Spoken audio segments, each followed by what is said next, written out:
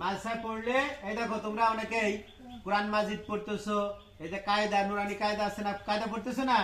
এই যে বোর্ডে দেখলাম লেখা রয়েছে আলিফ বা তা সা, পড়া ছিল না? প্রত্যেকটা অক্ষর উচ্চারণ করলে কি হয়? নেকি হয়। কি হয়? নেকি হয়। আরবি পড়লেও নেকি হয়। আরবি কি পড়লেও নেকি হয়। বাংলা পড়লে নেকি হয় নাকি? ইংরেজি পড়লে নেকি হয়? নেকি হয় না। কিন্তু ওরাও পড়াশোনা করতেছে, তোমরাও পড়াশোনা করতেছো। তোমরা পড়াশোনার মাধ্যম দিয়ে জ্ঞান অর্জন করতেছো, আবার কি পাইতেছো? নেকি পাইতেছো, সওয়াব পাইতেছো। কি পাইতেছো? সওয়াব পাইতেছো। আর ওরা শুধু জ্ঞান অর্জন করতেছে, তাও কিন্তু সঠিক জ্ঞান না।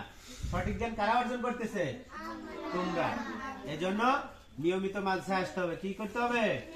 নিয়মিত মাদ্রাসায় আসতে হবে। কামাই দেওয়া যাবে না। নানি বাড়ি কম বেড়াতে হবে, বুঝছো? হ্যাঁ, কথা বলে না। হ্যাঁ, নানি বাড়ি কম যাওয়া লাগবে। যখন ঈদের ছুটি হয় বা অন্যান্য পরীক্ষার পরে ছুটি দেয়, সেই সময় বেড়াতে যাবা, বুঝছো? বেড়াতে কম যাইতে হবে। আর ওই দোকানপাটে কম যাইতে হবে। দোকানপাটে বেশি যাও নাকি? দোকানপাটে বেশি যাবে না, বাজে খাবার বেশি খাবে না, তাহলে পেটে সমস্যা হয়। হ্যাঁ, নিয়মিত মাদ্রাসায় থাকবা। যারা আবাসিক আছো তারা কি, তারা তো এখানেই থাকো, মাদ্রাসায় খেলাধুলা যাওয়া হয়, মাদ্রাসায় করবা, বাহিরে কম যাবা। আর যারা অনাবাসিক আছো তারাও কি করবা? হ্যাঁ, বাড়িতে থাকবা। বাড়ি যা বেশি দূরে কোথাও যাইবা না। কারণ যারা অন্যান্য ভাবে লেখাপড়া করতেছে ওরা তোমাকে ধোকা দেয়, ওই মাদ্রাসা ভালো না, টুপি পরা লাগে, পাঞ্জাবি গায়ে দেওয়া লাগে, মেয়েদের বলে তোর বোরকা পরা লাগে, আমরা তো খালি জামাই পরি, বিভিন্ন কথা বলবে। তোমাদেরকে কি দেবে? ধোকা দেবে। ওরা কি দেবে? ধোকা দিয়ে খারাপ দিকে, ওদের দিকে নিয়ে চলে যাবে। ওইদিকে যাওয়া যাবে? যাওয়া যাবে না। ওরা যেটাই বলুক সেটা শোনা যাবে না। এই জন্য ওদের সাথে কম মিশতে হবে, ওদের সাথে মিশা যাবে না। ওদের সাথে মিশা যাবে না। মাদ্রাসায় যারা লেখাপড়া করে তাদের সাথে মিশতে হবে। মিশলে কি হবে? তোমরা একে অপরকে চিনতে পারবা, জানতে পারবা।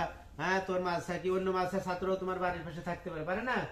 তোর মাদ্রাসা কিরকম পড়ায়, আমাদের মাদ্রাসাতে এরকম পড়ায়, তাই না? এই জন্য তোমরা কি করবা? নিয়মিত মাদ্রাসায় আসবা। আত্মীয় স্বজন বাড়ি কম বেড়াতে যাবা। আত্মীয় স্বজন বাড়ি কি কম বেড়াতে যাবা। লেখাপড়া যখন শেষ করবা তখন ইচ্ছা মতো বেড়াতে যাইতে পারবা, তাই না? এই দেখো আমি এখন ইচ্ছা মতো যাইতে পারি, তোমরা কি যাইতে পারবা? তোমরা যাইতে পারো। দেখো আমার মন চাইছে আমি এক জায়গায় ইসলাম, আবার তোমাদের মাদ্রাসা দেখতে আসলাম। তোমরা কি এখন পারবা? তা কখন পারবা? যখন তোমরা লেখাপড়া শেষ করবা তখন তোমরা কি এক এক জায়গা যাইতে পারবা। এই জন্য কি করবা? নিয়মিত মাদ্রাসায় আসতে হবে। মাদ্রাসা কামাই দেওয়া যাবে না। তোদের পাশে বলতেছিলাম, যারা নিয়মিত আসে তাদের ব্রেন যদি কমাও থাকে, লেখাপড়া যদি কমও পারে, আস্তে আস্তে তারা কি হয়ে যায়? ভালো হয়ে যায়। আর যারা খুব ভালো পারে কিন্তু কামাই দেয়, খালি কি করে? কামাই দেয়, কিন্তু তারা আস্তে আস্তে কি হয়ে যায়? খারাপ হয়ে যায়। তোমাদের এই যে হুজুররা আছে, হুজুররা কি তোমাদের মারে? মারে না? ওই যে বেদ দেখলাম, বেদ দিয়ে মারে না? ছোট্ট একটা গল্প বলবো, এই কথাটা থেকে যারা বুঝে নিবা। আমার সাথে পড়তো, সেই সময় আমার থেকেও মানে 4-5 বছরের ছোট একটা ছেলে, ও এত ভালো লেখাপড়া করতো। প্রতিদিন হেফজ শাখার কে কে আছে? হাত তোলো তো দেখি। হেফজ পড়ো কে কে? তোমরা না, তোমরা ওই পাশে ওরা আছে। তোমরা কতটুকু করে সবক দাও? হেফজ পড়তেছো যে সবক দাও কে কতটুকু? 1 পৃষ্ঠা না? 1 পৃষ্ঠা, আধা পৃষ্ঠা। তোমাদের মধ্যে ভালো পারে কে? বেশি সবক দেয় কে? কতটুকু সবক দেয়? 2.5 পৃষ্ঠা প্রতিদিন। ওই সময় ওই ছেলেটা ওই যে ওর মতো হবে, আমি যে সময় লেখাপড়া করছি ওর মতো এতটুকু বয়সের হবে, 7 পৃষ্ঠা 8 পৃষ্ঠা করে প্রতিদিন সবক দিত। কয় পৃষ্ঠা? 7 পৃষ্ঠা 8 পৃষ্ঠা করে প্রতিদিন সবক দিত। তাহলে কি তার ব্রেন কি খারাপ না ভালো? ভালো। এখন ওর সাথে একটা দুষ্টু ছেলে পড়তো, মানে ঠিক মতো মাদ্রাসায়ও আসে না, আবার কি ঠিক মতো পড়াশোনাও করতে পারে না, আধা পৃষ্ঠাও ঠিক মতো সবক দিতে পারে না। এখন ওরা দুইটাই মাদ্রাসা ছুটিতে গেছে বাড়ি। মাদ্রাসা ছুটি হয়েছে, গেছে বাড়ি।